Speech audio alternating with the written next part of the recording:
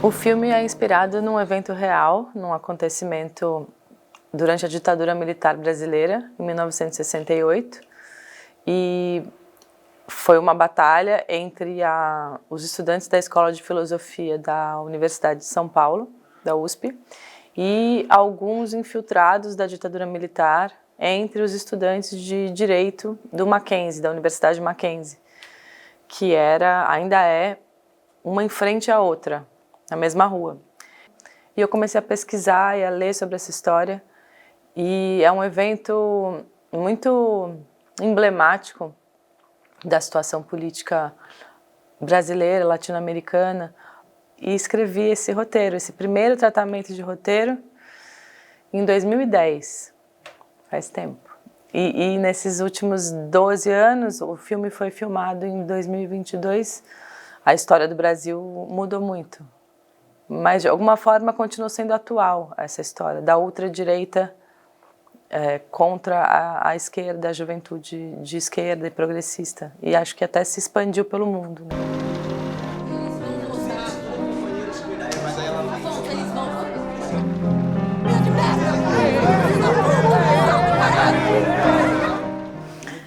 Bom, essa foi uma pesquisa, a pesquisa estética do filme começa com a entrada do diretor de fotografia no projeto, William, e ele começa a pesquisar as imagens da época. E, claro, as fotografias e os vídeos, que não eram vídeos, né, os filmes da época, documentais, a maioria era em 16mm, porque seria a camerinha que, se estivéssemos lá como estudantes, cineastas, registrando aquele momento, estaríamos com uma câmera 16mm, provavelmente. E a partir dessa ideia, ele trouxe a proposta de fazer o filme em 16mm, preto e branco, porque também era o registro da época. E eu já tinha uma intenção de tentar, o roteiro, o guion se passa em 24 horas. Então, de tentar transportar o espectador para a experiência de estar ali naquela escola, naquele cerco, porque a escola sofre um cerco, fica isolada durante a madrugada inteira. Como seria experienciar isso com os estudantes?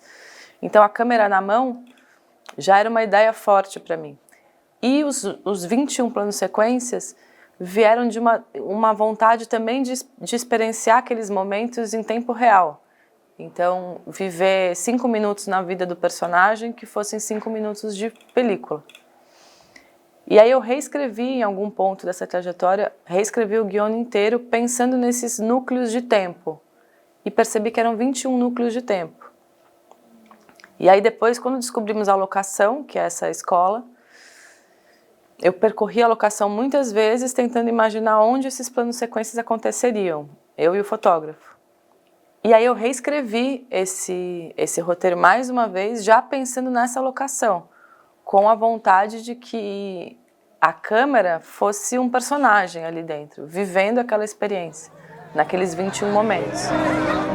E a ditadura não está só em Brasília, não, ela está do outro lado da rua, no Mackenzie.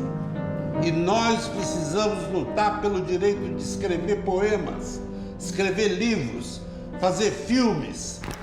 É um filme com financiamento público. Então, no Brasil, filmes autorais, acho que em qualquer país, filmes autorais são financiados por editais públicos e que eu acho que é uma obrigação do Estado democrático incentivar a arte em todos os seus níveis, a arte independente, né? Porque, claro, imagino que comercialmente ou para grandes corporações não interesse falar sobre a ditadura militar brasileira dos anos 60, mas é importante que seja debatido dentro da cultura nacional. Então, o filme é financiado com o dinheiro público e ele se coloca assim, como um filme que debate algo que é interessante, que diz respeito à cultura nacional.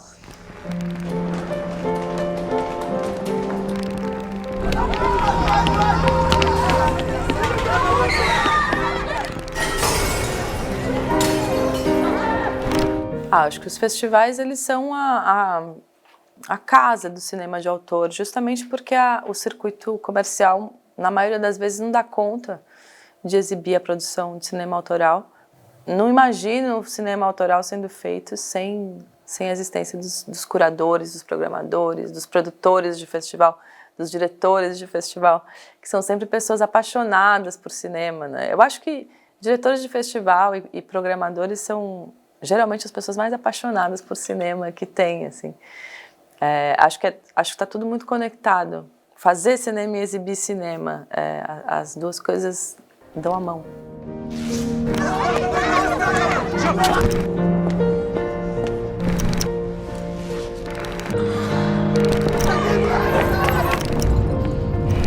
Olha, uma vez entrevistando um ator muito famoso no Brasil, ele disse, a entrevistadora comentou sobre um filme do passado que foi muito mal recebido pelo público, imagino eu, e acho que pela crítica também. Ele foi vaiado.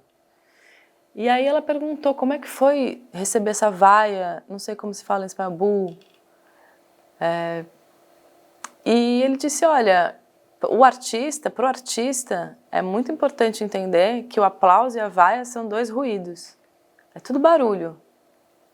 Se você trabalha pelo aplauso e esse é o seu motivo de trabalhar, aí realmente, quando você for vaiado, vai doer muito. Então não se trabalha para o aplauso e nem para a vaia. Se trabalha no que se tem que trabalhar, se trabalha no que se acredita que é importante.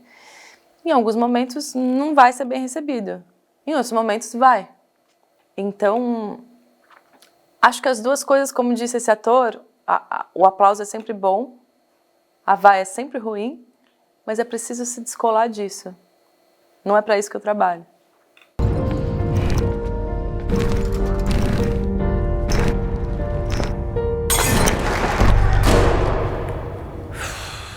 Olha, a indústria de cinema no Brasil está passando por uma revolução com a chegada dos streamings, da TV, dos players, como se fala, e depois desses 4, 5 anos de deserto de incentivo público.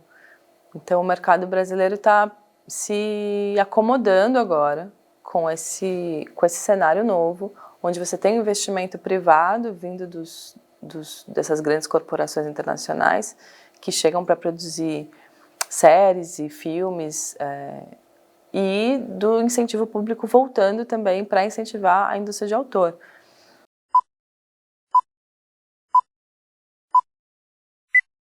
Então, acho que existe um campo vasto para ampliar tanto a exibição dos filmes brasileiros nos países, no restante da América Latina, quanto a exibição dos filmes do restante da América Latina no Brasil. A gente tem dizem que é uma barreira do idioma, o português e o castelhano, mas eu não acho que seja isso, porque a música brasileira, por exemplo, é muito difundida no mundo inteiro.